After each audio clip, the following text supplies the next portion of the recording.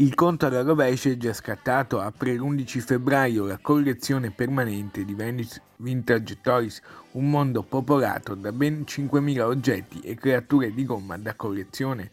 Un sogno dell'appassionato Fabrizio Fontanella, veneziano, più forte dell'acqua alta, come il grande Goldrake, alto 2 metri e passato sotto il ponte di Rialto qualche giorno fa. Contro l'acqua alta, i supereroi di creature di gomma Venice Vintage Toys portano il grande Goldrake a difesa della città. Da febbraio venite tutti a visitare creature di gomma Venice Vintage Toys, a 2 passi dalla stazione e da Rialto. Una passione che Fontanella ha cominciato a sentire da bambino e che continua ancora oggi, all'età di 47 anni.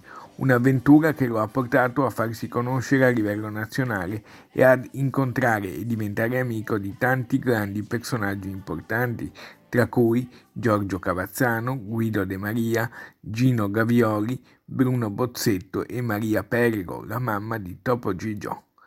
Tante le iniziative e gli appuntamenti in programma dall'11 febbraio in poi. Sarà anche un'associazione culturale con un'esposizione permanente con oltre 5.000 pezzi legati al mondo della televisione, dello spettacolo, dell'animazione degli anni 60, 70, 80. Faremo incontri con gli autori, faremo didattica per le scuole. Venite a trovarci, Venice Vintage Toys.